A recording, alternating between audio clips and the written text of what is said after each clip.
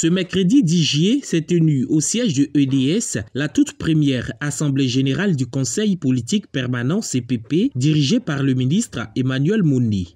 3 points étaient inscrits à l'ordre du jour. Information, adoption des différents mémorandums et divers. Scindés en plusieurs rubriques, le premier point inscrit à l'ordre du jour concerne les différentes plateformes d'échange qui serviront à la bonne marche de l'organe. Les inscriptions dans les commissions et dans les zones de mission de veille au sein du CPP, la structure du bureau, des points des diligences et des cotisations. Le rôle principal du CPP, c'est la veille sur la cohésion à l'intérieur du PPACI. Pour ce travail, nous avons mis en place un comité ad hoc pour régler certains problèmes qui nous sont présentés. Nous avons traité un certain nombre de dossiers dont les plus importants que nous traitons encore, certains sont terminés. Il s'agit du dossier du comité de contrôle. Il y a également le problème de la région du Guémon. Au cours de cette Assemblée générale, 3 mémorandums ont été adoptés. Ce sont respectivement les mémorandums sur la crise de la CEDEAO, sur le franc CFA et sur le prix du cacao. En 1975,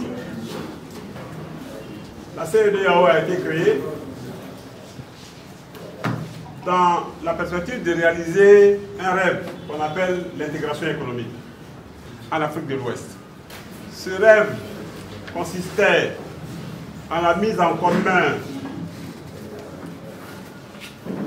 des destins des nations membres, des États membres, de telle sorte à éliminer progressivement toute source de différenciation, de différence entre eux, à éliminer progressivement leur discrimination, de telle sorte que, en perspective, à terme, la fusion des espaces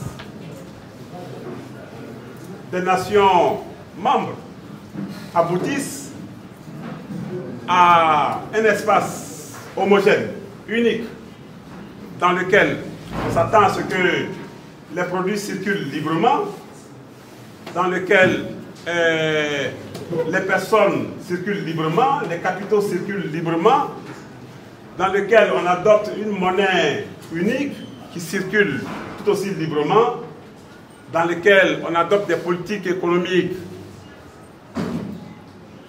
communes, et pourquoi pas des structures politiques communes. Un rêve de prospérité au profit des populations.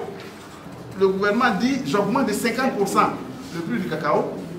Il y a un groupe de producteurs qui applaudit, mais il y a un groupe de producteurs qui ne sont pas contents du tout. Parce que les 1500 francs là, pour les premiers groupes, c'est une augmentation de 50% par rapport à l'année dernière, donc c'est bon. Mais le deuxième groupe dit non, le compte n'y est pas. Parce que si on compare ces 1500 au cours international du cacao qui a flambé, à ce moment-là, l'écart est trop grand. 2300, 2200, jusqu'à 5000 au Cameroun, en Guinée, tout ça. Donc, ça dit l'écart est énorme. C'est dans une ambiance bon enfant que se sont déroulés les échanges à l'occasion de cette toute première Assemblée générale du CPP. Au terme de celle-ci, le président de l'organe, le ministre Emmanuel Mouni, a fait des précisions sur les conclusions des différents mémorandums. Sur la CEDEAO, nous avons examiné la crise. Qu'est-ce qui était à l'origine de cette crise et comment une structure est sortie des entrailles de la CEDEAO, l'AES. Et dans l'examen de cette question, nous avons compris que les pays qui sont sortis de la CEDEAO l'ont fait avec des raisons objectives. Et il convient pour le PPACI d'examiner ces raisons et de prendre une position.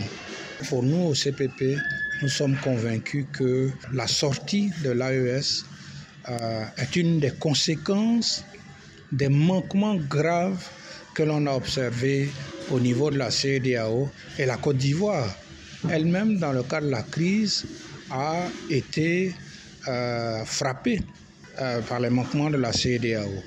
Concernant le prix du cacao, nous avons examiné avec nos experts la question de la stabilisation et de la libéralisation des prix et nous avons tiré la conclusion que finalement la stabilisation n'apportait aucun intérêt pour les paysans et que les prix n'étaient pas du tout stabilisés. Au contraire, lorsqu'il y avait une forte hausse comme ce que nous observons actuellement, il n'y avait pas une répercussion adéquate sur le prix aux planteurs.